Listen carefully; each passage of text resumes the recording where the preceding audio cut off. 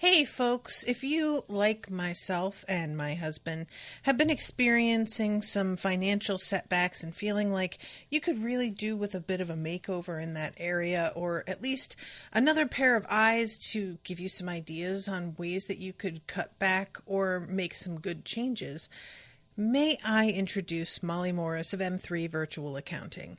I've been using Molly for a couple of years now for business expenses, and she does my taxes for the show, but recently she has started to assist me and Owen with our household finances, and it's just been a really big help and made us a lot more aware of our spending in certain areas. So check her out at M3 Virtual Accounting, get a free consult, see if she can help you out, and let her know that I sent you. This is an Unspoiled Network podcast. This is Unspoiled, covering Ted Lasso, Season 3, Episode 4. Big week! In this episode, we finally have a showdown between, let's be honest, Nate and Ted, Rebecca and Rupert. The teams also, but like mostly them. And it goes just about as badly as it could. It's really, really unfortunate. Welcome to Unspoiled.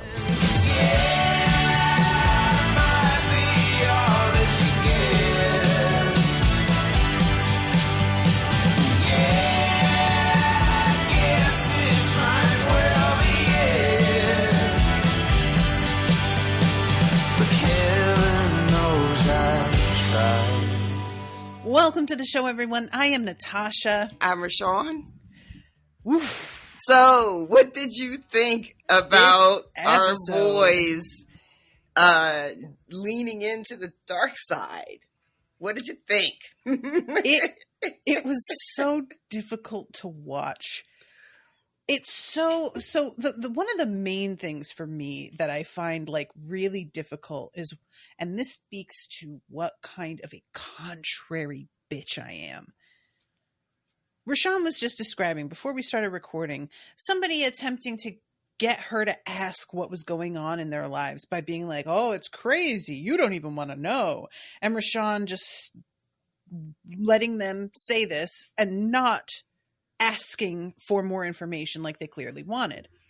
And I've talked already about how it bothers me so much when Rebecca gives Rupert what he clearly wants and shows reactions that's he knows exactly how to needle her, and she still hasn't learned how to school her face and keep herself from betraying the exact thing he's looking for. And I am so conscious whenever I feel like somebody is trying to like get a certain response out of me for their own sake and not because they care about our interaction, that I will do the opposite of what I even would normally do because I just don't want them to get what they want. You don't want them to get the satisfaction. Exactly. And is that childish? Yes. It's so childish. It's not helpful. It's very, very immature. But when I watch these guys go out there, the only consolation I have is that Nate doesn't know what they saw. Nate doesn't understand why they come out there ready to just rip people apart. And so they're not playing into something he specifically did, but they are giving him a reaction that plays into what he wants still. You know, they're letting themselves fly completely off the handle and play right into his hands. And it's so annoying. I'm just like, if you want to show him up, play a tight game. What are you doing? You're fucking shooting yourself in the foot. And it's embarrassing you. It's embarrassing Ted. You're mad at this guy and really want to show him. So you humiliate yourselves and become like the talk of the circuit for God knows how long? How many fucking gifts came out of this? Of just people getting shoved and tripped, fucking practically headlocked in place. I mean, it is so egregious. And I'm very, very disappointed in them. I understand them being angry, but they just didn't handle it well. And also, of course, I'm very angry at Beard and Roy because they just decided to do it without Ted's blessing. This is the thing that they did. They did it absolutely, not just without his blessing, but like understanding full well that if he had been there, he never would have okayed it. So they took his absence as an opportunity to feed their own anger. Yeah. Because when they show the clip to Ted initially, and he doesn't react in a way that they kind of wanted, which is like righteous indignation and fury and all that. So they didn't get the reaction from him. Ted didn't give them the satisfaction. And so they sought that satisfaction elsewhere. And Ted already knew, but he doesn't tell them that he was already aware. Nope, he sure doesn't. And I thought that was kind of weird. Like, look, I'm really curious to see what we're doing going forward, because this episode sort of ends with Ted finally like getting something off his chest and telling somebody that he is pissed. And it's not like we've never seen that from him, but he is so clamped down on anything negative that it's very rare.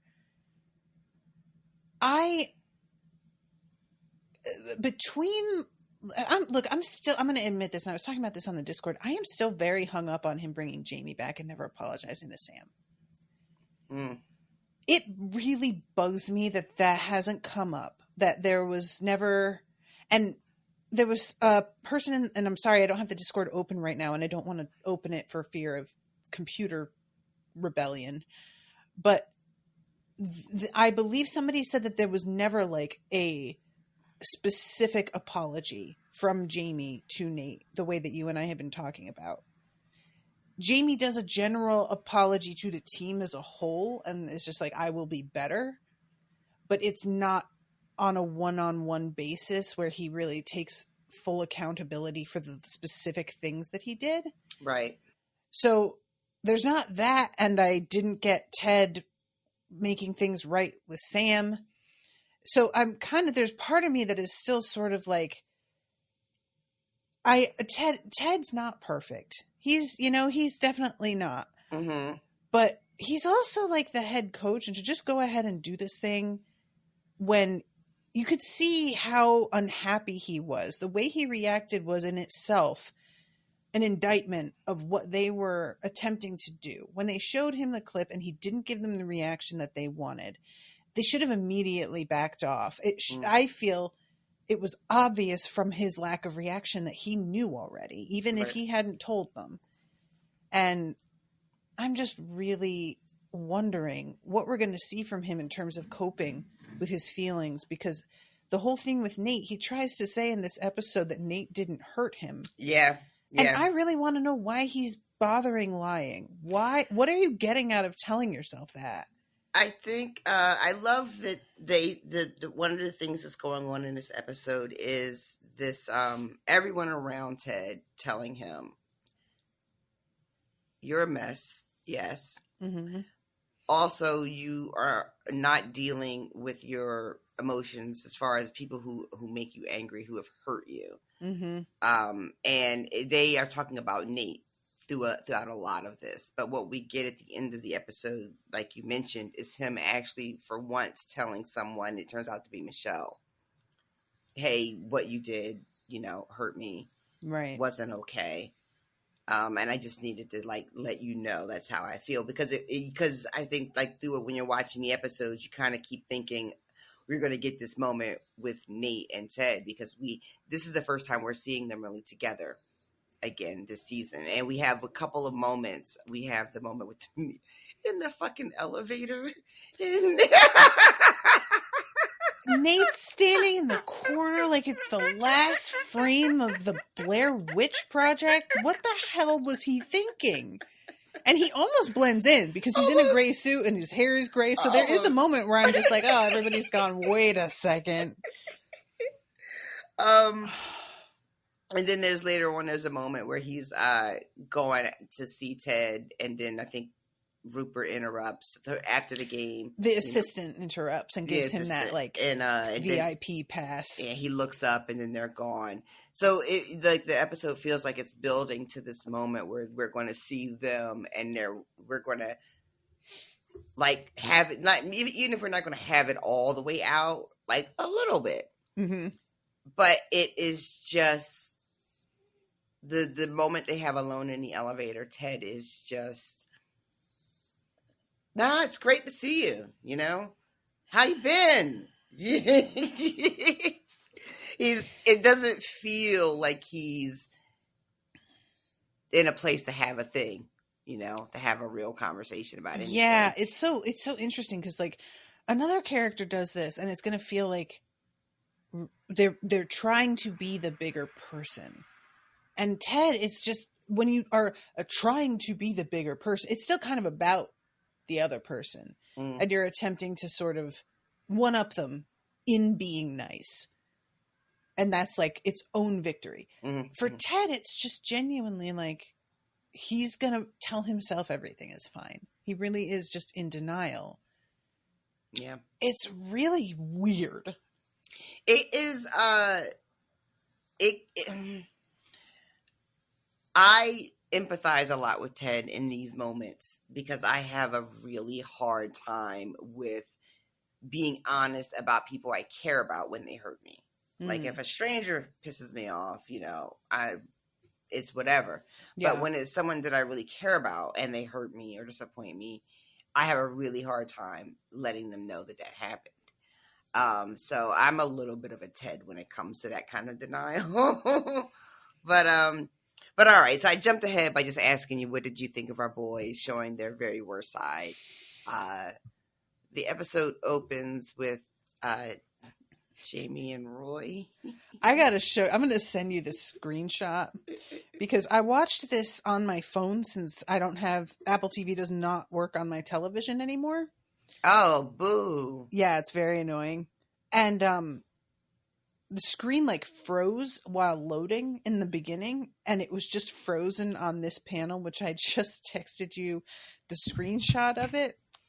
And I could not stop laughing because for those who are not RoShawn, it's just a black screen with the subtitle, "Now get dressed or I start flicking your balls."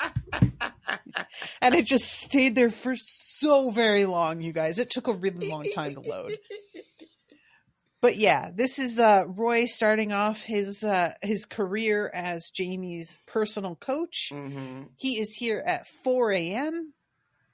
Jamie, very rightfully, is like, how dare. I thought you were kidding. Why would you think that? Because it's 4 a.m. But the end of the episode has Jamie awake and prepped with his headlamp on, ready to go. Ready to go. Couldn't be me. There are really, you ever have this where you see people who are like highly motivated and do things, and you just wonder if there's literally anything that you would care about enough to make you all the time push the way they do? All the time. I really I don't know if it's a good, bad, indifferent thing, but I don't have it in me in that way. I say that, but then I worked a lot for the podcast to get it mm-hmm. So maybe I do. It's just I don't really recognize it when it's happening. I think we, especially if it happens in a way that is less than traditional, we're not primed to notice it. We don't really give it its due. We don't think it matters or it's the same, you know, or as important or as impressive and all that other kind of shit, you know. We go to Nate, and I love this. I love this sequence. So Nate has his little tactical little field with his little men. It's very reminiscent of Ted and his Lego set, you know. And Nate's playing with his little guys, and he's got a little mustachioed fella, knocks him off the board, and then feels like kind of bad about it. Like it's a moment like he thinks he's trying to pretend like, yeah, I'm a hard ass, you know, that's where you belong, down on the floor.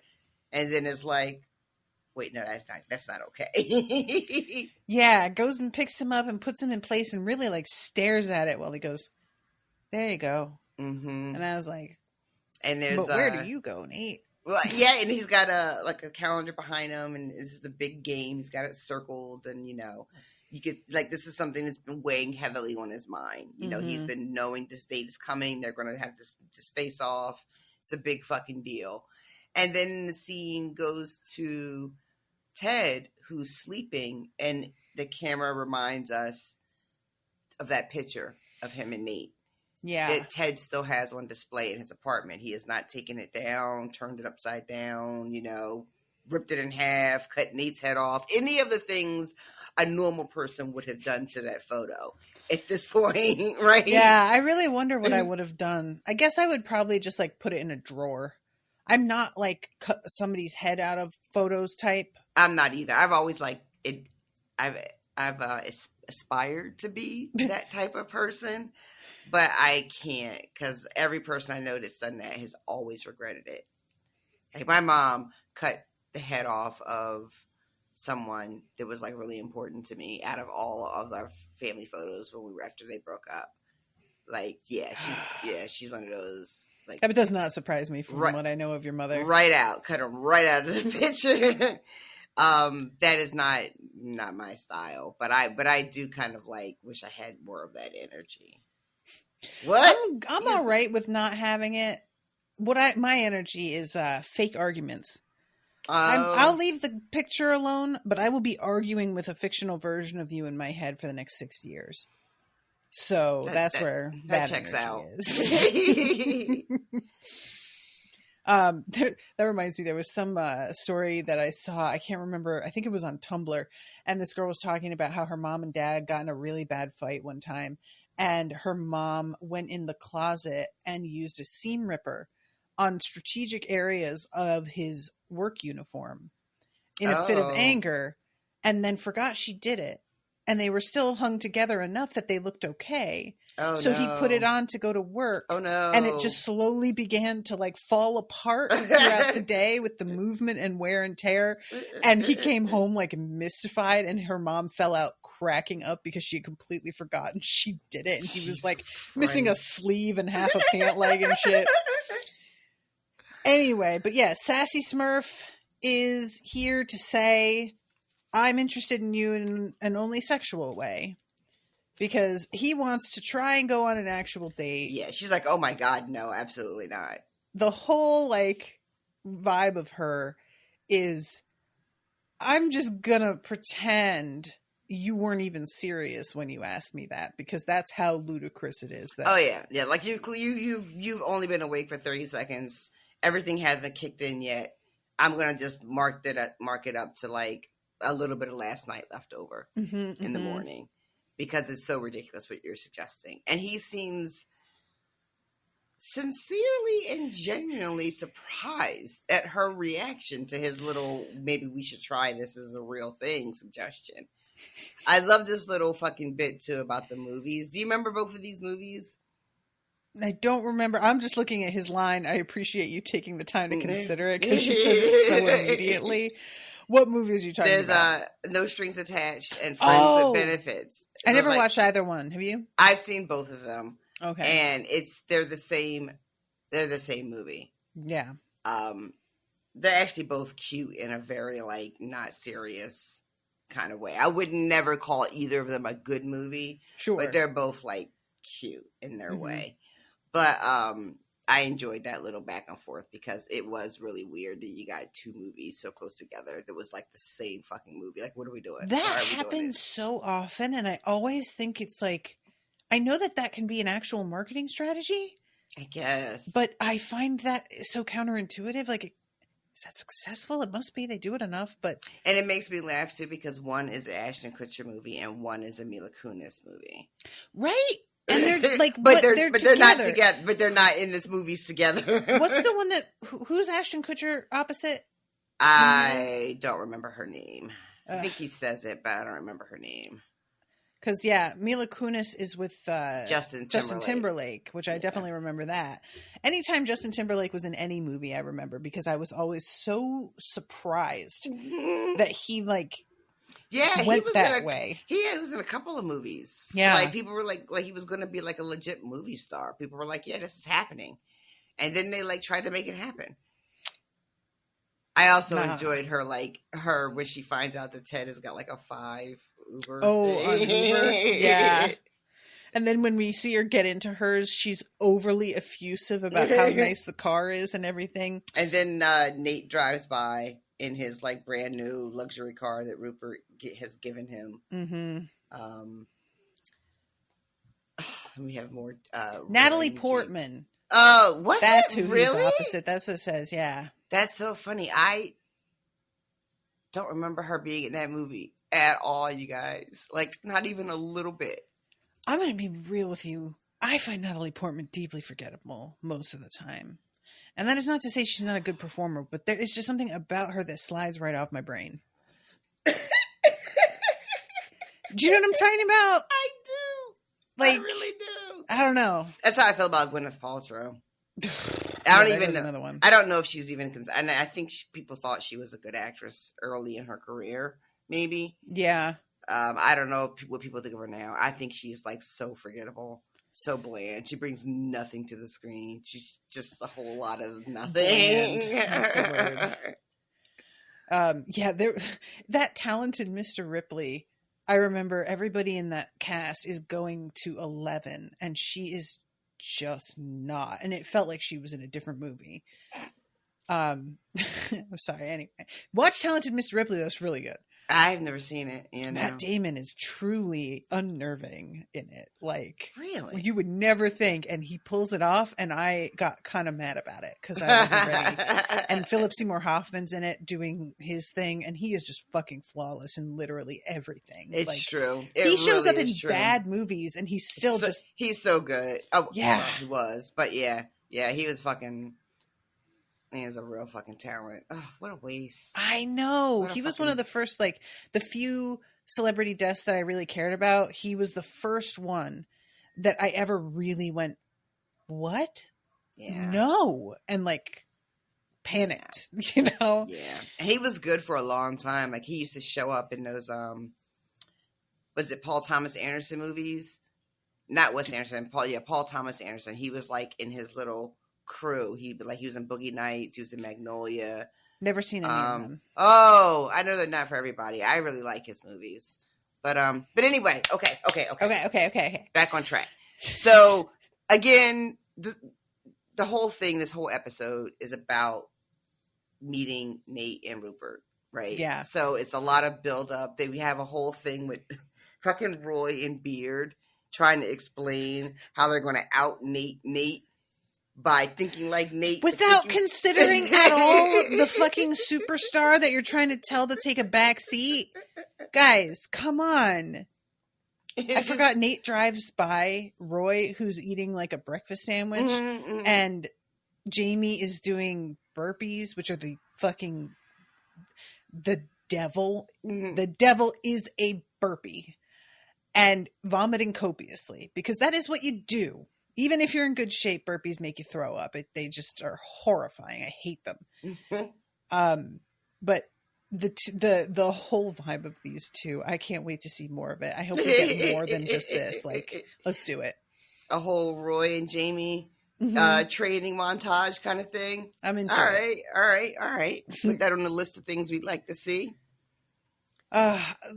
Rebecca, I truly look forward to seeing my old club again. Richmond are top class, is what she said, is what she's quoting, with this like air of, can you believe the fucking nerve, even though that is a perfectly acceptable quote.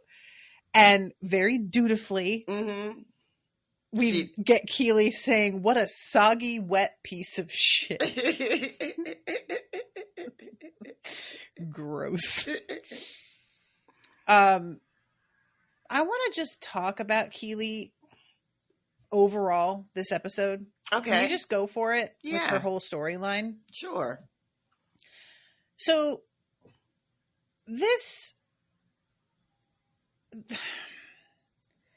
the whole thing with what is her friend's name? Sandrling? So Shandy. Shandy. Is the friend that she hired. Right.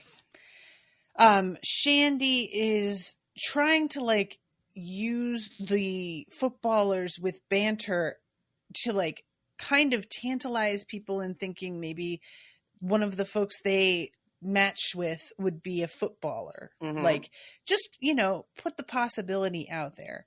And it's a very like, it's a tease. It's a good idea. She's got them with their like little faces blurred out, although it's such bad blurring that you can 100% tell who they are. But I feel like that's kind of the point. Right. Is like, you still can tell. But later on, she has changed the tagline to "Wanna Bang a Celebrity," and has done this without anybody's permission. And she says that the subscriptions have gone up like 300% since this happened. But understandably, Keely is really like, you're not getting the whole vibe behind banter and what they're trying to do. Like, getting tons of subscribers sounds great, but that's not their brand. And if you get a bunch of people on there and they're not getting what you're promising, I feel like that's going to look bad for you. Mm-hmm. And it's also in front of Jack, whom Keely has thought, understandably, was a dude who is like the vice CEO, or what is it? Yeah, Barbara keeps saying, you know, the VC. So she's talking about the venture capitalism firm that is funding her PR. And Jack is the daughter of the man whose VC money means venture capitalist? Mm-hmm. I thought that meant like vice chair or something. No. So Jack's father is the man who really has the money, and Jack has whatever business title that they drop, you know, I don't know, whatever.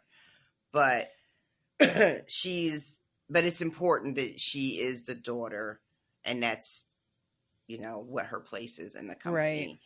Right. She's Shiv. A little bit. A little tiny bit. A little in bit. A much lower sense, but. A little bit.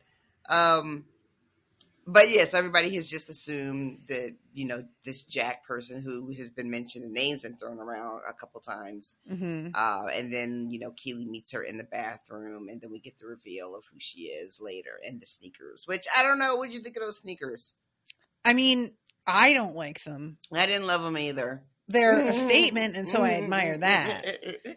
They felt very like 4th grade to me, but I didn't like the big fat band right at the top.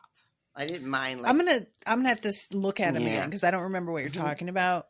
But as soon as they zero in on the shoes, I'm like, okay, well, this is definitely going to be the person that she has to meet later. That sucks for her. It's like a cute moment. I don't think she did any damage with that interaction. I agree.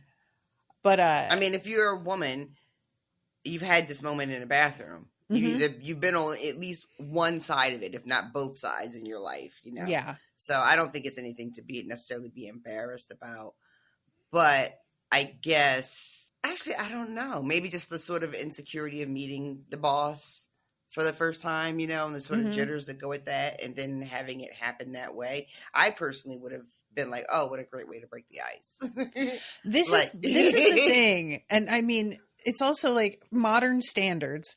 And also like a personality thing. I haven't got the hangups about certain things that might be genuinely offensive to somebody else, you know? So I would treat this as like, oh my God, that was you. Oh, sorry about that. And it would be like, you know, oh, I'm so sheepish, but also now we're kind of buds. But if it's the wrong person, you get, oh, that was you. At least I know you don't come prepared. So that's my first piece of information about you, you know? I think the only thing that might be what was embarrassing was that it wasn't just the ask, but it was also the additional commentary. About how she doesn't have a skinny vagina. She says like, who are those for? They're for me. Okay. I have an unusually tight pelvic floor. It's not good, even though it can sound like it is. It's not, I promise. And I have trouble with tampons, and I need the small ones. And it's extremely annoying because then you just have to change them out a lot more often because you can't use the supers. Anyway. Oh no. Oh no. Oh. So anyway, that's my information for this. But yeah, so she's like really nervous and wants to make a good impression, but the whole day is one piece of like bad luck and embarrassing fuck up after Yeah, another. it is not. None of our faves are really putting their best foot forward. Nope. Everybody is having a rough day. Fucking Rebecca, this whole episode. Wait, we gotta finish. We gotta finish. You're right. So she, as the fucking red cards begin to pile up, like initially, we get Keely turning around going, he's really sweet though, actually. Trying to kind of diffuse the thing and make it like, well, I don't know what got into him. But like, it keeps going. And there just eventually comes a point where there's no point turning around every time. Mm-hmm. And half the team has been called off the field. Like, it's just really bad. And then we have the moment where she's talking to Jack and things like still seem like they can be fixed. You know, Jack is kind of like, well, that was a real shit show, but they're also trying to let it roll off, having some champagne. And this is when Shandy comes in with her announcement, which she just like thrusts in Keely's face right in front of Jack. Right. In just a moment of complete, I don't even know the word for this. Thoughtless doesn't even feel adequate. It's like, it's so misreading the situation that I can't even call it embarrassing because she doesn't feel like she's capable of that in this moment. Embarrassment requires shame. And Shandy feels like she doesn't have a lot. And that's not always a bad thing. But you know, and the whole like thing with Keely is punctuated by Barbara being in love with Rebecca. Barbara is fangirling. She really is. It is such a different Barbara than the Barbara that Keely gets. You know, which is a real thing that happens sometimes. Like, you'll have a person in your relationship with them, your interactions are always like the same, you know, same temper, the same energy. And then you'll see them with someone else and you'll be like, who the fuck is that? Who's that person? Yep. And what does Shandy say? Like, she says, I hope she doesn't peel off her skin and wear it as a suit. And I love there's a long pause as like Keely just looks at her and just says, what the fuck? But yeah, Rebecca, I mean, I get it. If I'm going with the impression that I went with in the last episode describing how I understood the feelings behind what I think is Barbara's resentment of Keely and Shandy, in the fact that I think Barbara is trying to be like a serious businesswoman and she does not view these two as being serious or worthy of the positions that they hold. I think she sees Rebecca as a complete like model of everything she wants to be. That's so interesting because we can make a lot of assumptions and fill in the blanks, but the show doesn't really do it for us when it comes to Rebecca. All we know is that You mean Barbara? No, Rebecca. Oh, because all we know really is that Rebecca won this team as part of her divorce settlement. Right? We don't really know anything about the work that Rebecca has done to get anywhere in a field. Yeah. Right? But Barbara doesn't seem to hold that against Rebecca in a way that maybe she might be holding it against Keely. You know, like how exactly did you get here? Yeah. And I just think it's interesting that Barbara seems to have made a distinction. and we don't really know what it's based on. But she does. She views Rebecca as like a successful, serious business owner. I think that's all it is. I think it's that Rebecca's serious. I think, you know, like for her, Keely, the whole episode, like Keely is like shrieking, giggling with Shandy. I brought you a mocha latte. And there's like a real, like, immature kind of feel to the two of them. I like that kind of interaction, but it's very clear Barbara has an idea of what it means to be a businesswoman. And these two do not fit in that at all. And I mean, let's be perfectly honest. You don't need to know anything about what Rebecca does exactly to look at her and be like, there is a woman who has it together. And maybe we're wrong about it, but she fucking looks like it. I mean, she's always flawlessly dressed, perfect makeup, amazing figure. She's also like very tall and imposing and dominates the spaces that she's standing in. There's just a whole energy to her that even if it's not her business acumen that you're trying to model, you want to be taken as seriously as she is when she walks into a room, you know? And yeah, I wouldn't mind it. I will likely never, ever, ever achieve that. I mean, but I can admire it. You might still inherit a football team. There's still time. Can you imagine? Oh my God. I would sell that shit off the instant I got it. No, thank you. I do love when they ask Barbara if she enjoyed the game. She's like, well, the violence was pretty that really, I felt that personally as well. This game gets so dirty. Oh my God. But anyway, so yeah, the way things sort of end is her, and I mean, and like with Keely, she basically tells Shandy, you've got to change that. And it's a really, I didn't like this moment at all because she's doing this, first of all, in front of Jack. And the whole way she handles it feels very weak. Not only is she not taking Shandy into the next room to speak with her about this, but it seems as if she doesn't feel she can like really reprimand Shandy and be like, this is completely inappropriate and I can't believe that you did this without asking anybody's permission. Right. She's very like, well, this is really not what they're going for. Change it back for me. Okay. Yeah, please. No. Yeah. No. Don't be like, do me a personal favor by doing your job. That's not the way to handle this at all.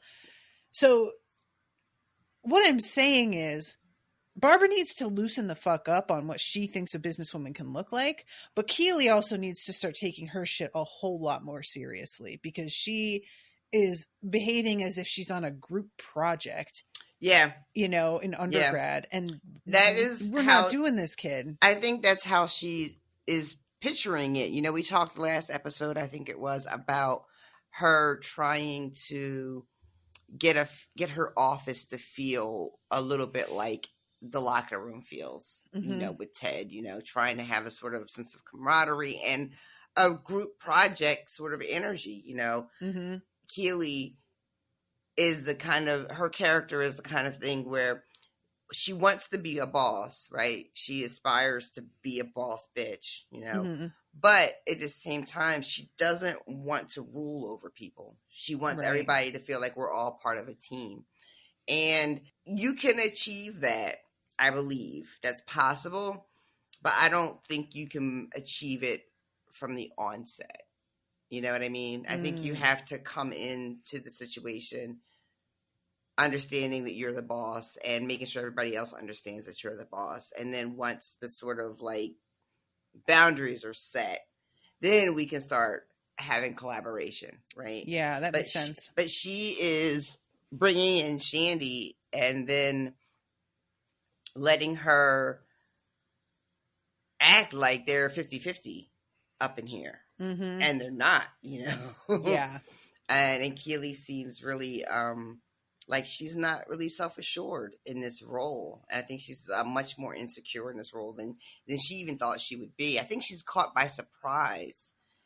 I would agree with that. You know, with how difficult it's been to find her footing in this new role that she's in. Managing friends especially is like a really tricky proposition, you know?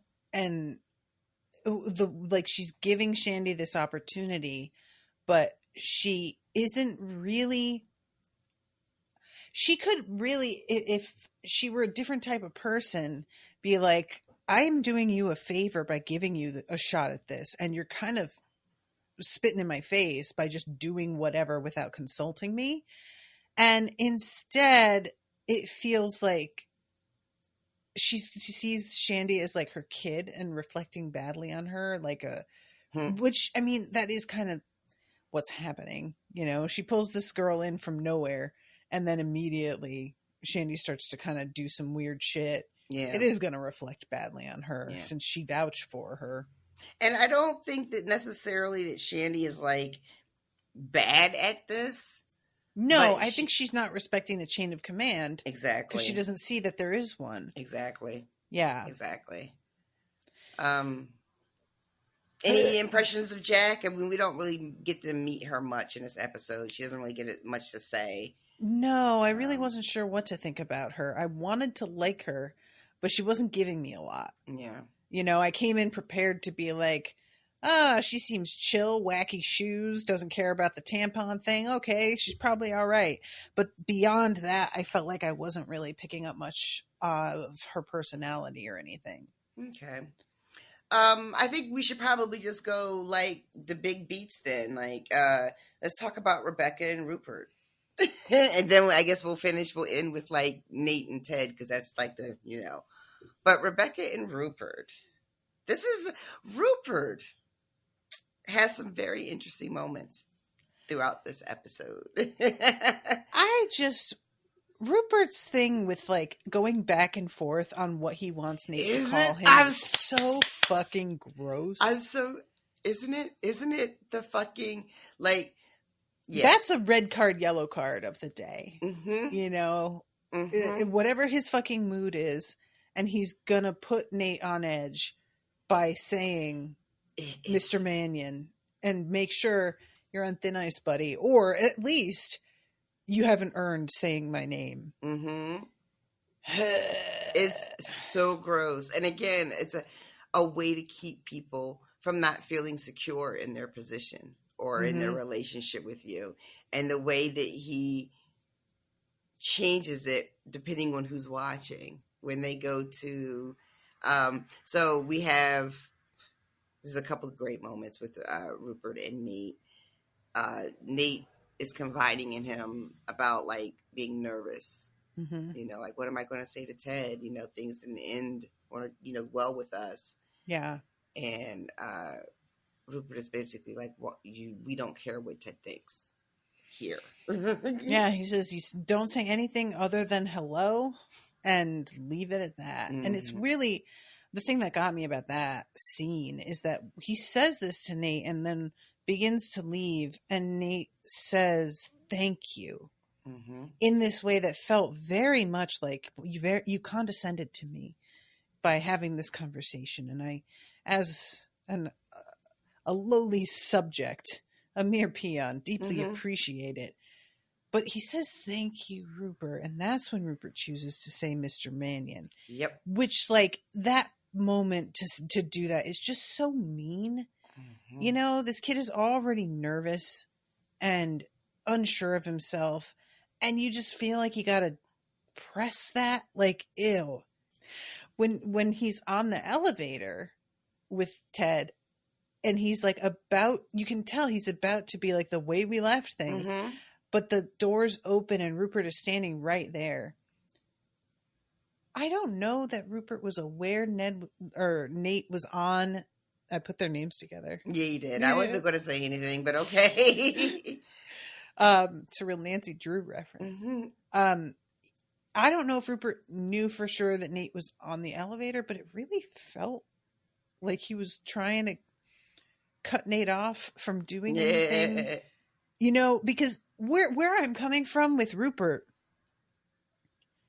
I think he knows that if Nate were to say anything, Ted would be very forgiving and supportive, and it would undermine what Rupert's trying to do, which is have absolute control over this coach who does have a really good tactical mind, as was said in the last episode.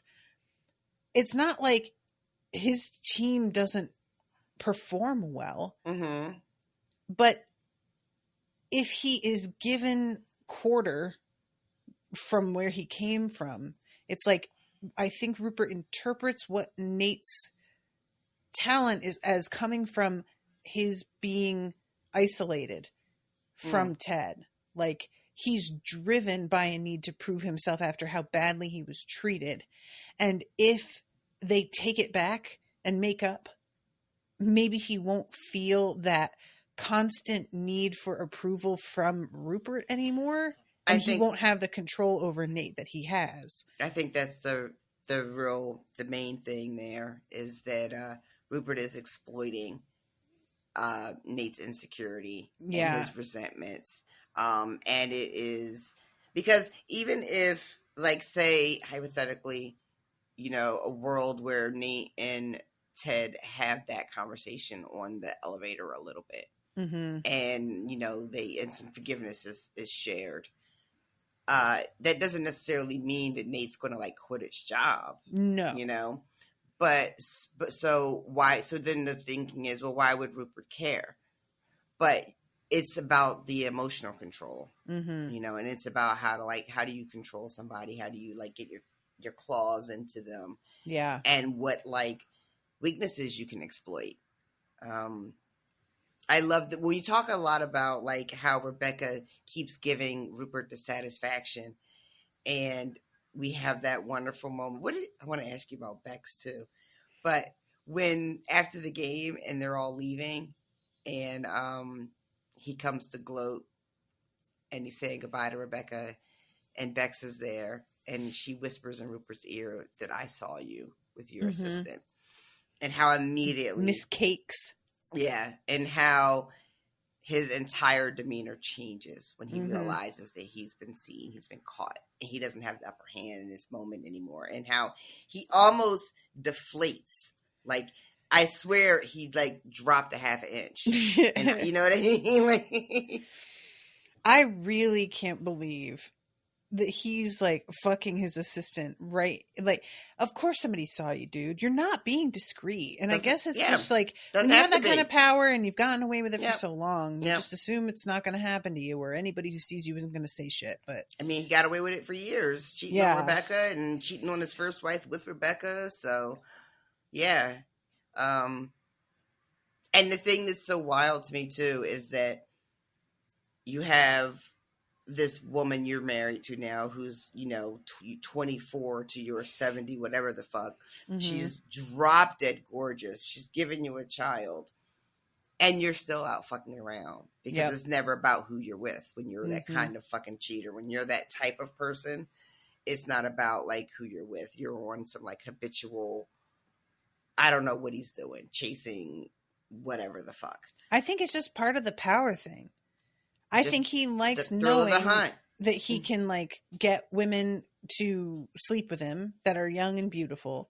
And there's a part of him as well that's like, even if my wife were to, like, have an inkling, it's good that she's a little insecure about our relationship because, you know, like, it's just always... It's not even about the sex exactly. No, I don't like to throw the word around a lot. I think it's, like, getting thrown around a little bit too much as of late. But I feel like Rupert is a pretty good example of a narcissist. He is, like, a pretty good example. Predator for sure. You know, like, he's extremely charming when there are people around, and then is just a really nasty, hateful, cruel person in private. You know, but then puts on such a show that, you know, all these people fall for it and are charmed by him. And there's just, that's it. He's out charming a series of different women through his whole life, you know? And I do want to talk about Bex because she has a couple lines. I knew you would. The last one of the episode is her saying, "Come on, old man, it's past your bedtime." Mm-hmm. And at one point he's talking about how their child is like walking and pooping all over the house. And she says, takes after her dad. Get a couple shots in.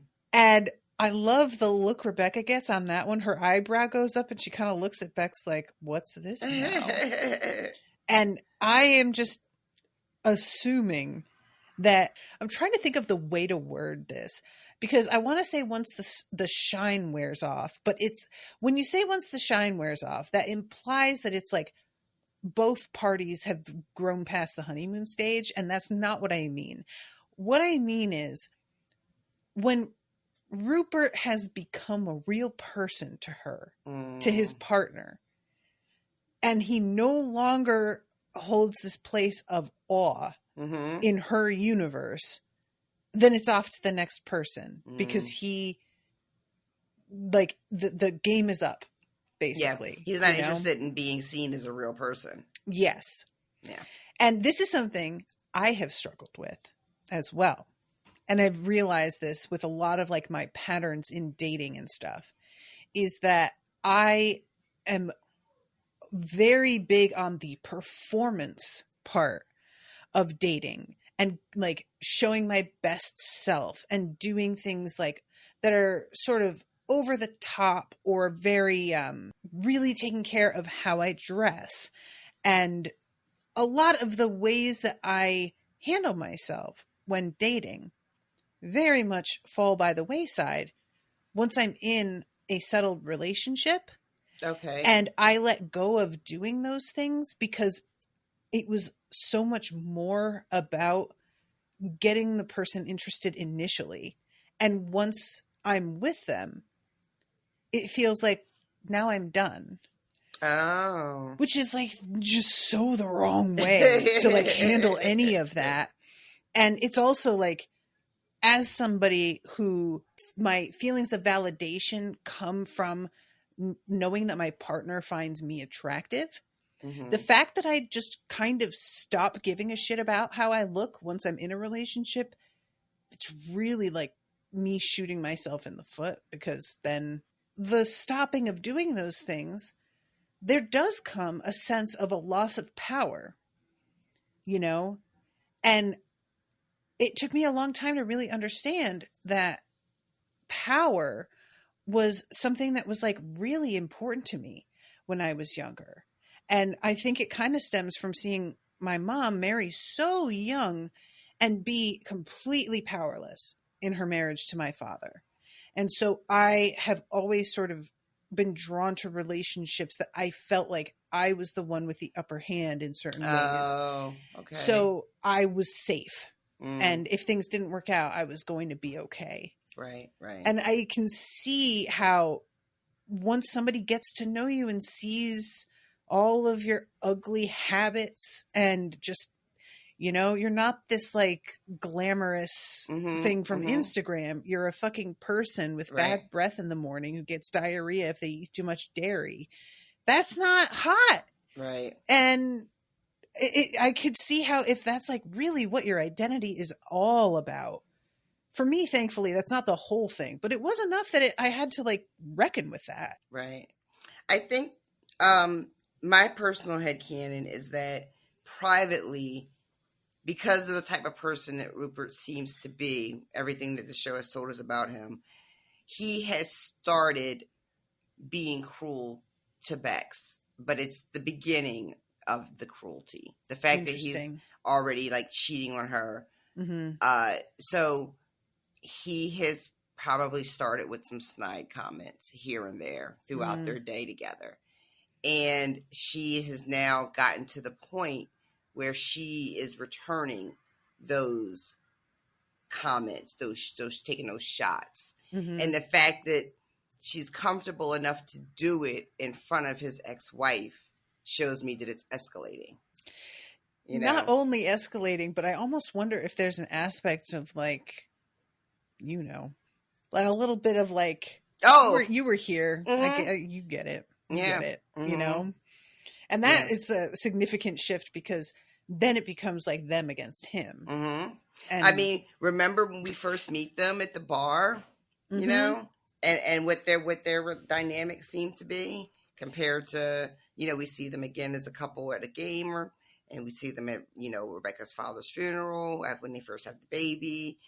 And each time it's a little bit different, you know, because I think that we are to understand that if you are a woman who has been in a relationship with this man, with Rupert Mannion, he is going to pull that shit on you. Yeah. And you're going to see it eventually. It's going to start to come out, you know. This makes me think of like women talking about how baby daddies will tell their new girlfriends how their baby mamas are crazy and grasping and whatever. And so their new girlfriends will be against baby mama for whatever reason. And then slowly start to be like, oh, maybe that was a lie. Yeah. Or if not an outright lie, at least him putting a hell of a shine on his position in things. Which, I have never really been in the position of like dating somebody that somebody I knew had dated before me so that I could sort of get warnings or commiserate with them or like, you know what I mean? Yeah. So I can't really imagine what that would be like, but I feel like it'd be really distracting. But yeah, so I'm very interested because she tells him your wife deserves better. Your daughter deserves better and Bex deserves better. And I was kind of surprised because I thought she would tell Bex. Yeah, how about that? Because she really laid into Higgins for not telling her about Rupert cheating on her. Yeah. And she doesn't tell Bex. So what do you do? I mean, we also know Rebecca said one time that she does not, like she tells, I think it's Higgins, she says, you know, you can't tell people, you know, about their partners. You know, you got to like mind your business, which is a kind of a 180 from her yelling at him. Yeah. But, you know, when she tells a story about having said something to her mother once when her parents were on a break. And then their parents reconciled and her mother didn't speak to her for like 6 months or something. Yeah. Does it change your opinion of Rebecca that she doesn't tell Bex? It's unclear. I can't decide yet. Like, because, and I just want to make it clear, when I say that I thought she might tell Bex, I am not at all suggesting the like, ha, bitch, she's cheating on you too, that's what you get kind of telling Bex. Oh, yeah, no. I definitely mean, I didn't even occur heads to me. up, you know, do what you need to do, but you should know. And part of me feels like, I feel like she's telling Rupert because she wants the upper hand, that it's about showing him up rather than doing the right thing. Okay. Like, you know what I mean? It's a power thing for her in that moment, which I don't like saying that, but I think it's true. Rebecca's whole vibe this whole episode is one of low-level panic. It is. It's some real manic energy. When she goes down to see Ted at like halftime, kids. That is so good. She's trying to do the I believe in you, just have fun, but every time she says just have fun, it's almost a scream. It's like she's screaming, just have fun, with like dragging her nails down her face. Like, girl, go take a Valium. She has like her arms around, like she's grasping him by the shoulders. And she's like, I believe in you. And he says, yes. And it's intense. And then he leaves her in the hallway and there's like this long camera shot and she's like jumping up and down going, woo! Yes! Fun! She looks like a mad woman. My God. Oh, that was so great. She was so good in that. That whole sequence was so fucking funny. She really unhinged. I've really sympathized because it's like, wanting something that bad Mm. and it being entirely out of your control. Yeah. That's just such a bad place to be. Yeah. You know, it's an inevitability in life that's going to happen to you, but it just sucks. And I felt really bad for her because, you know, she's been saying so far all season, like, just how desperately she wants to beat him, Rupert, that is, right? Mm-hmm. And I want for the character of Rebecca not to need this. Yeah. But I 100% get why she does. But I want her what not I to feel need about it. her telling Rupert for my suspicions because of the power. I don't want her to have done it for that reason. Mm. I want her to do it because she's trying to like look out. But if she were, then I think she would tell Bex. So I don't know. The thing is, I and you both know when I said she should tell Bex, we both know what we meant. Mm-hmm. But if she told Bex, would Bex understand that isn't what Rebecca meant? Mm. Would she understand Rebecca's not gloating? Would she even believe Rebecca? Yeah. You know, is she just, or would she know and be like, you don't have to rub it in my face, like, and be really resentful. So, you know, that's the thing about this situation. No matter who it is, if you are aware somebody is fucking around on somebody else, knowing what to do, there's like so many factors and so much personality shit involved. Mm-hmm. Like what the right thing to do is, it just is completely different depending on the situation. And I mean, we have to remember that Rebecca and Bex are not friends. I mean, they're being civil to each other when they have to be, but they're not friends. Yeah. You know? So, yeah. Do you think she will tell her? How do you think this goes, this storyline? I really don't know because, like, Rupert being him finding out that she knows, I really want this to like eat away at him somehow. And he is so good at just playing things off the way that he needs them to because he's just a born liar. Mm. So I don't know what she does. I think it depends on what he does. And I can't figure out how he reacts if he does anything. Well, we know that at the end of the night, he meets Nate at the club. Right. With her and brings a date for Nate. So we know where his head's at. Yeah. And also he's taking his mistress. I mean, yeah, it's a private club for very, very rich people, but it's not like privacy. You know, he's out on the town amongst his social circle with someone that is not his wife, that he's all booed up again, you know, and he's also engaging in this behavior in front of his employee, Nate, who works with both him and this woman. Yeah. You know, so that tells us where Rupert is with this. And, you know, he doesn't like that this is happening after Rebecca tells him, I saw you, you know, cut the shit. Part of me is just like, well, he had a plan for the evening and he's not going to like not do it. You know what I'm saying? I'm looking at this moment too, when Nate rolls in and he says, thank you, Mr. Mannion. Oh, please. Call me, Rupert. And he's with Miss Cheeks. It's Miss Cheeks. Do you hear me? Fucking Miss Cheeks. I am not even sorry. It's a great name. I'm going to fucking use that in something. It's unclear to me whether he understands what's going on between the two of them. You mean if Nate understands? Yeah.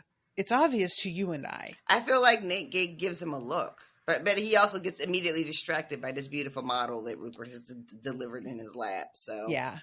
I think he peeps it and then gets, you know, holy shit, she's for me, and is over it that fast. What is her name? Anastasia? I think so, yeah. She's this like gorgeous creature. She's wearing this green dress. She's got the black hair like pulled over one shoulder. She's got a real Bond girl sort of vibe to her, and she has an accent, and when he's like, oh my god, you're famous, I couldn't tell if I was supposed to know who she was or if it's just meant to indicate that she's like a supermodel or something. I think it's just she's supposed to be like a very famous model. She's like a supermodel. Okay. Oh, here it is. Nate sees Rupert and Miss Cakes over her shoulder. Mm-hmm.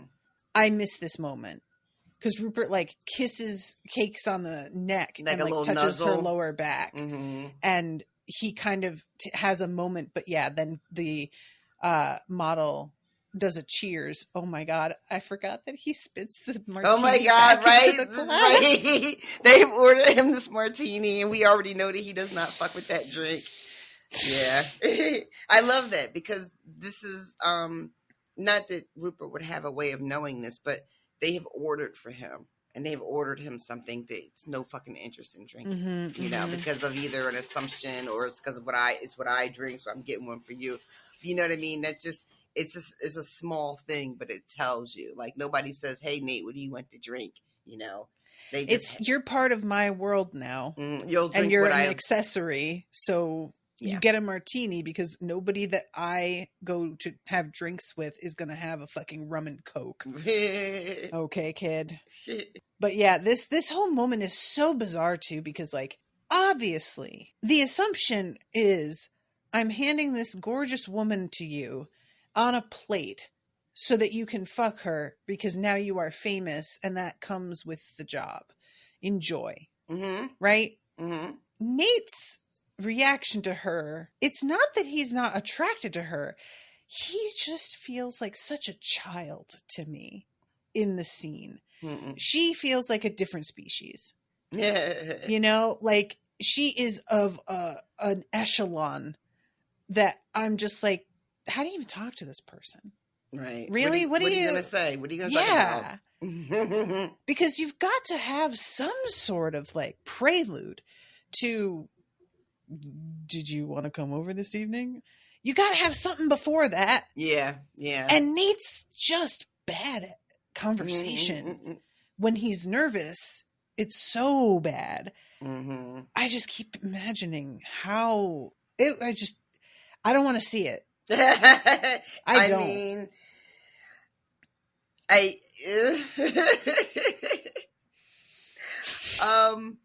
when you get thrust into that world, you know, which is new for him, you know, because like he was assistant coach at Richmond, but the vibe was just so different. You know, they weren't out hobnobbing, you know. Yeah. This is some hobnob shit. This is a whole other level than what he was on before. And you know, he's got his new suit and he's got his new fancy car. But when we see Nate in these, he's like so out of place. Yeah. You know, just out of place. And I guess we'll get to see whether or not he figures it out. I mean, I low-key don't want him in any of this. Agree. Right? Like, I want this to be over as quickly as possible, but, you know. He's just, like... He goes to Taste of Athens at the beginning of the episode because he. Oh my god, we didn't talk about this. Yeah, so we get to see Jade again, who I love her so much. I just love how like she fucking refuses. Yep. I just not doing it with you today. Any of you. She is like the embodiment of the contrarianism I was describing myself, but I have a lot more of a need to be liked, and Jade does not. Doesn't care if she's liked. That's so not a factor at all for her. I've never seen a character who is so comfortable with eye contact and no talking. I love it. I love it. I want it for myself so badly. When he shows up, first of all, we see him pacing outside, what are you doing? But yeah. Right? And then you find out he's got an order to pick up. So like, why are we pacing outside? What are you doing? I really thought that he was deciding whether or not to ask Jade out. That's what it looked like. Yeah. Yeah. So when it's like he's got a pickup order, I was like, oh, well then... And what's all with all the nervous energy? His stature is such that he isn't supposed to be picking this order up himself. No, he should definitely have a guy. This. Yeah, but he wants to make sure that she's heard the news. If she hasn't, that he's a big muckety muck now. You know, he's wearing his little fancy vest, and she could not give a fuck about any of what he is talking about. And then, to his great surprise and joy, the manager of the restaurant comes out, and then he gives the reaction that Nate was hoping to get. But it's so over the top, and she remains so unimpressed that it ends up being even more awkward. Yep. Yeah, I think that his hope was she'll see what a big deal I am and suddenly reevaluate. And she just doesn't. She's just immovable. Mm-hmm. She's like a fucking glacier. I can't. Oh my God. There's nothing in her expression that's like exactly unfriendly even. No. She's just not giving anything. Yeah. She's just, I'm just watching you do whatever it is you're doing right now. He says something about how busy his job is, and she says, well, that sounds silly. Maybe you should quit. Which is calling it silly. So good. What a flex that is. Like, so good. You're a hostess. Okay. Sure. I love it. She at one point, I think her manager is like, says, you know who this is, and the name she gives is like not even close to being his name. She calls it like Jason Jelly. Oh my God. And this dude is really effusive and gives him the food for free, which, like, can we just not with people who can absolutely afford their shit getting it for free? Save that for Can we poor stop? People. Nope. We love giving people who don't need it free. We love giving rich people free shit. We absolutely gift love bags to do with iPads and shit. Yeah. And I'm like, guys, they have 11 iPads already. What? Yep. It's I don't want to get distracted by that because that's a whole other thing. But yeah, that shit pisses me off. So he has this moment that getting in and out of this fucking restaurant is like an obstacle for him. Yeah. You talked a lot of shit about them in the press. I loved it. He like kind of amends. It seems like he sees Nate getting a bit uncomfortable when he brings that up, and very quickly is like, no, it's great. Don't worry about it. But yeah, he goes up to a table. I forgot. And like just points like, out who this is. Oh my God. And then he looks at Jade, still waiting for some reaction. And I should mention, those doors are his enemy. They really are. You can't get in and out of this fucking place. I feel like this happened every time, right? Like every time. And there are businesses like this in cities where they have old fashioned doors that just, you're used to like the simple push door for a business. And then you come up against something that's like this, like a double door situation. You're just kind of like, what the fuck with this fiddly shit, So I get it. But if I were as embarrassed by it the first time as he is, I would have made a study of this door, and you would never see me fuck it up again. Yeah, agreed. Or I would just stop going there. One or the other. Right. I couldn't keep living my life like that though. And so I guess we have to talk about Ted and the boys and Nate. Yeah. So early in the episode, there's a couple of things. There's pundits. I have to say, I can never remember the two announcers' names. Arlo and the other guy, the black guy and a white guy that call the games. I don't remember. I don't know. I think it's Arlo and Richard, but I'm not sure. But I love them so much. And at one point, he asked him, like, what is your prediction for the game? And he says, I stopped making predictions because I was always right, and I began to wonder if I was making things happen. Such a stupid joke. So good. Every episode they give him like a really like bonkers line like that to say. I love it so much. His partner says, that's very interesting, and he says, I knew you were gonna say oh, it's such a dumb joke. But so there's like all the talking heads, are trying to figure out who's going to win the game. Is it going to be, the Greyhounds, or is it going to be West Ham? and a lot of people are giving the edge to Nate and West Ham, and everybody in the locker room is getting a little like freaked out about it, and there's this like real like call to calm from Jamie, and then also from Zava, who then tells Ro. Zorro. He says he thanks him for the words and then corrects the pronunciation, to which Zava replies, "But why?" Who says why is your name pronounced like that? Like what is that? Why? Because that's the way my parents say it, I guess. Because what is the answer? And then he tells them that, I let my kids name themselves when they turn 7. And so Zorro decides he's going to be Van Damme. And then we just go What's with Zava's kid's name?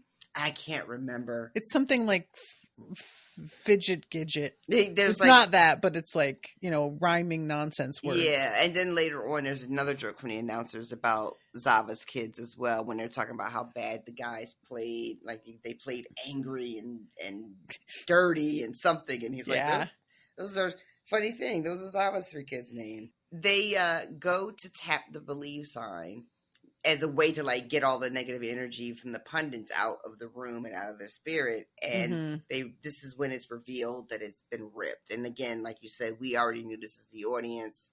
We all saw what happened at the end of season 2. Yeah. But the team didn't know. It's like a bad omen for it to happen here. Isaac is the one who slaps it. And then it comes down, and the first thing he does, he looks at his hand like he's got a superpower. And then he taps Jamie. And Jamie is like, what the fuck? And Isaac says, I wanted to see if my hand could chop things. And Jamie says, but what if it had? Isaac is just like, I didn't really think that through. Sorry about that. These goons. There are some really fun like jokes in this. There's the one where Danny has to do his banter tape, right, yeah. And she's like, act like you're talking to an old friend. To your oldest friend. I have one that's 108 years old. Oh my god. She says, it's your oldest friend, and he says, yeah. He said, oh, how long have you known him? Just a couple of weeks, a couple of months or something. But yeah, so this leads to, everybody is wondering how this happened, but nobody is really like pushing to find out the information. The person who decides to track down the security footage is Trent Krim, who gives Colin a bit of a look when he jokingly says something about how Zava is his. Yeah. But he hasn't like done anything. So I was relieved at that, at least. Although, who knows if he's writing a book, how long a fuse that could be. Yeah. He could just save it for when it comes out. Yeah. They look at the film, and we see Nate, going and ripping the sign up, and everybody is upset. Look, hold on. We see Nate, because I want to emphasize, we knew he did it by Ted finding the sign torn in half on his desk at the end of the last season. Right. We did not see. That's true. Nate get a rolling office chair and make multiple unsuccessful attempts to get at the sign in his suit, which somehow adds another layer of like just absurdity to the whole situation. It's such an embarrassing thing that I almost thought if Beard and Roy showed the guys this footage, that it would not make them so much angry as like pity Nate. You know what I mean? And I kind of wish that it had, but it went the way that it went, I guess. I'm really glad that you mentioned that, because it is a like comedy of errors. Yeah. I'm trying to get to that fucking sign. And also it begs the question, like, when because we didn't see him tear the sign originally, in my imagination it went very different. It was like a really angry, but the fact that he was so angry when he went to do it, and then he had so much trouble that like the anger, to my mind, had to have even like, how you get like really frustrated because you can't get to the thing, and so you're all angry, but then your anger kind of morphs with this other weird anger. Do you remember the energy. episode of Seinfeld where he can't get his zipper down at the therapy Yes, appointment? yeah, that kind of thing.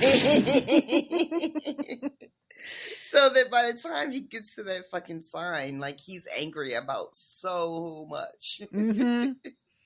Yeah, there's a real sense of like, he wanted to do it on a whim to make a statement. And then when he began to have trouble, it became much more about proving that he could do it than about doing it. Which really works for Nate's character, because that feels like what everything is about for him, is he's always trying to prove something to someone. Yeah. And it's like fueling so many bad habits of his and so much insecurity. And then he does it in like the most destructive way possible, which the man is very lucky that he didn't break his fucking neck. Like, yeah, it was the kind of thing that just watching the footage, I was sort of wondering like, what kind of stunt person did this, because it looked so dangerous the way he goes absolutely flying the first time. Like, that chair shoots out from under him like 10 feet off screen as he hits the floor. You know, it's the thing too about Nate, right, is we talk about how he is looking for like a father figure, right? And that's the other thing about Rupert that's so dangerous for someone like Nate. Yep. You know, when you think about how, and it's funny too, because you would think instinctually that coming off of what happened with Ted, that would make Nate less likely to repeat that behavior because he got hurt so badly. But when you're functioning that way, out of like a loss and like a deep need, you're going to keep doing the same shit, right? Even though this last time just blew up in your face and broke your heart, you're going to just dive right back in. I think if anything, it makes it more likely that you do it again, because if somebody rolls up at the right time, you're thinking, this is what I was looking for. Finally. Like, it seems like kismet somehow. Yeah. When it's not kismet, everybody, it's just your bad patterns. Yeah. It's from me to you. It's not the universe telling you it was meant to be. It's your psychology telling you this is what you do. Just FYI. Took me a long time to learn that, and I still don't get it. Takes one to know one. But yeah, so and like that, and you think about like, for all of our characters, like I've been saying, you know, how much everyone has grown. But some of our faves really, like even Ted, you know, you know, he's stagnated a little. You know, he's like doing his therapy with Dr. Sharon and everything, but it took all the way to the end of this episode for him to be able to be sort of, kind of honest about how upset he was. Because to be fair, like, I mean, not that I want to see him screaming at his ex-wife. Nobody wants to see that. Sure. But he really undersold. Oh, yeah. That, you know, what she did and what she's choosing to do and who she's choosing to be with, and just like not being honest about it. Like, just not great. You know, and he could barely say out loud, I think it's kind of shitty, you know. He says that ticked me off. Yeah. And that's like a huge breakthrough. You know, that's the best he could manage, you know. Couldn't be honest with Nate when Nate was in front of him. You know, couldn't be that honest. Yeah. I love the even when after the coaches show the tape, it blows up. They blow the whole game, embarrass themselves, you know, just make a mockery of everything. Roy and Beard are like, all right, we fucked up. You know, and you're gonna yell at us, you're gonna throw things, you're gonna do anything. No, he's not. Nope. And then they're just like, what a fucking asshole. Which is the exact thing that happened when Rebecca finally confessed to him at season 1. And she's like, you know what he did? He forgave me. And I think it's Higgins. It's like, that fucking asshole. Right? Yeah, it throws a new light on things, because we really observed that in that season as like, look at what a good, forgiving man Ted is. But now in this light, it's much more like he's forgiving in a way that's not really entirely honest. It's much more like, Agreed. I just want to move on and pretend it didn't happen. Yeah. Which isn't the same thing. Yeah.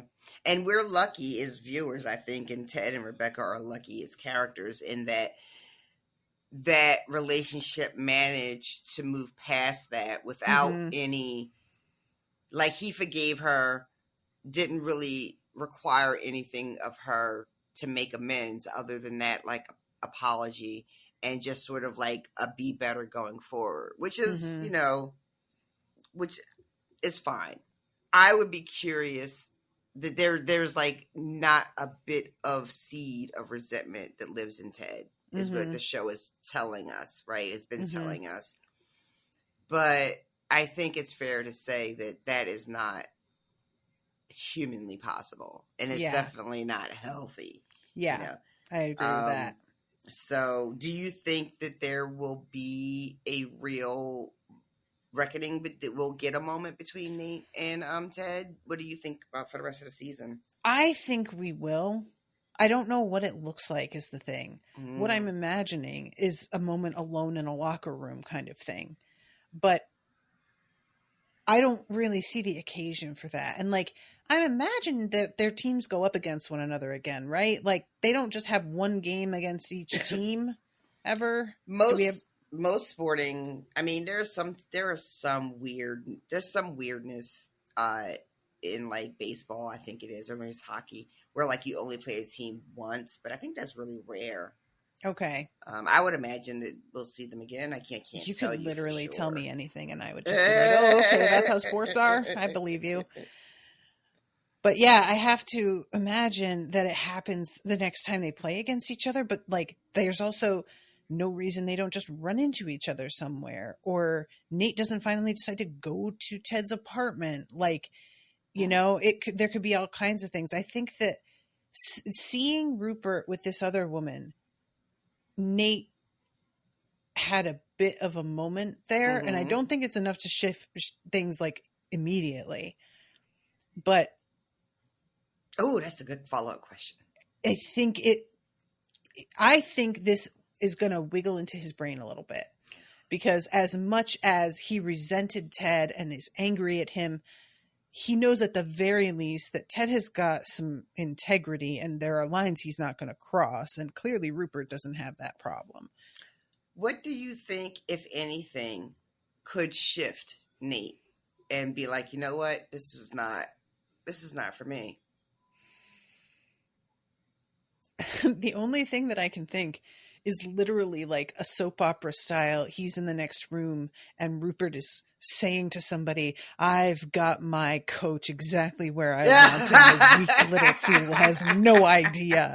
Like, that's like all I can think, which is just, yeah, that's not happening. Okay. Rupert's not. That's pretty good. He's not going to confide in anybody. Rupert does his shit by himself. Yeah. Like, agreed. So that doesn't seem like it likely at all. The only thing I could see is like him. I want to say like being mean or abandoning Nate, but if he did that, it would feed right into Nate's need. And it wouldn't, it's the kind of thing that you want to be the breaking point, but the exact nature of what it is he needs is going to do the opposite. So I don't know. I really don't. Like, okay. That's fair. It's still early. It's still early. All right. Yeah, God. There's also, like, I guess the possibility of Nate starting to see the players that he's managing as real people, which he clearly doesn't at the moment. Like, they're just pieces on a board. Yeah. I don't see him, like, interacting with them ever. So no, we haven't seen it at all. The little bit we saw early on was him just berating everybody. Yeah. And just being, like, awful. And that's like feeding into his sense of self-importance. But if he is starting to feel a little bit softer after reconsidering some of the things with Ted, and that motivates him to maybe begin trying to like meet his players more, maybe Rupert being like, what the fuck are you doing? They're just players. Stop wasting your time. They don't mean anything. Like treating them as very disposable in a way that would make it look like, oh, maybe I'm disposable. I see what you're saying. Because the thing he accused Ted of is you abandoned me, which I have to agree in some ways. Like we know that I was sort of like, yeah, it was weird how Ted just backed off on Nate so bad, but it wasn't fully true in that Ted still cared about Nate. It wasn't what Nate thought. Right. And maybe getting to see what that really looks like will make it clear that isn't what happened. I don't know, but again, it's the cycle of like trying to get it back and like I don't know.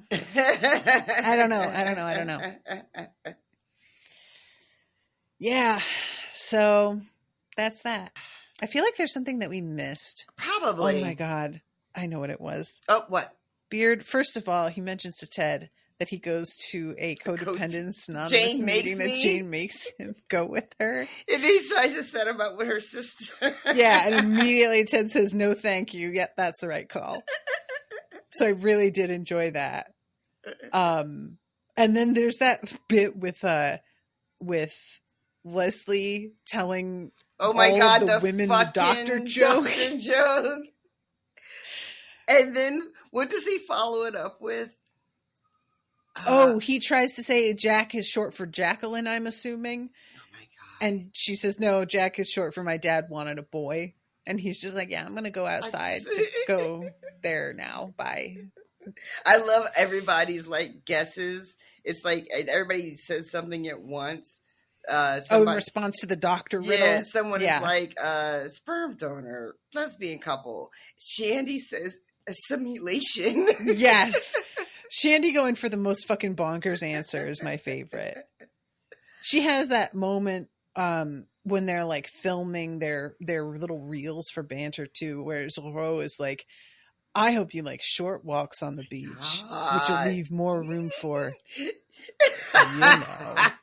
And there's just this long pause. You can tell Shandy's waiting for like anything else. And then she realizes it's not coming. And she's like, okay. Oh, these dudes. Yeah, I really do enjoy it. I really do enjoy it. When they're like being their worst selves and just like tackling everybody and just playing really, really dirty. There's a thing they do with the camera where it's like they're yelling at the camera. Like, and there's a scene where Danny and some other guy, like they do the headbutt, and it's so like seeing them all so out of what we're used to them being like even Sam was out there like mixing it up. It was those fouls were really something.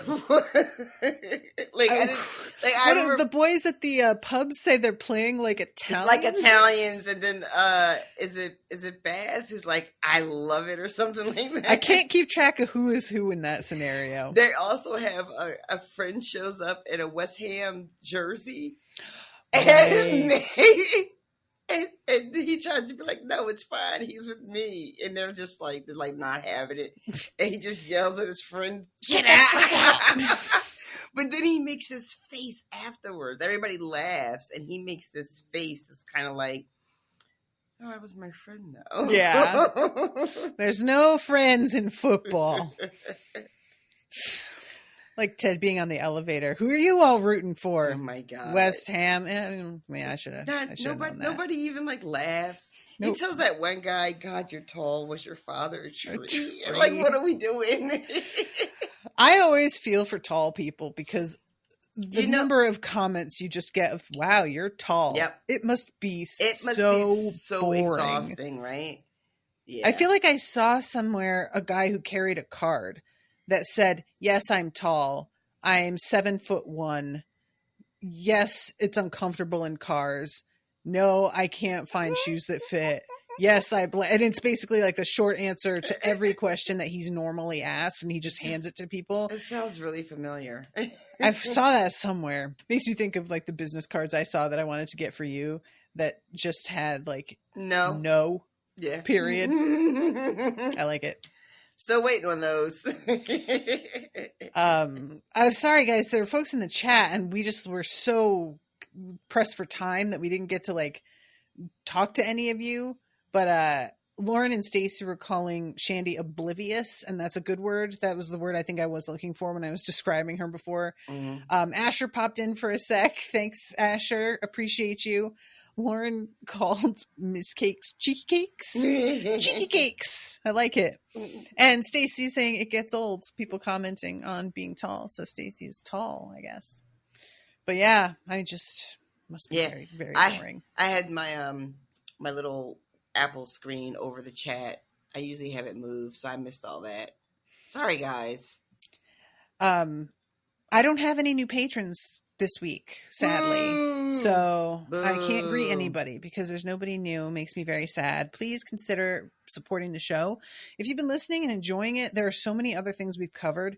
Just put Unspoiled into your podcatcher and see what pops up because there's like 30 shows. And, you know, if you like them and you find yourself like eagerly awaiting them, throw us a few bucks and, you know, get some extra content as well.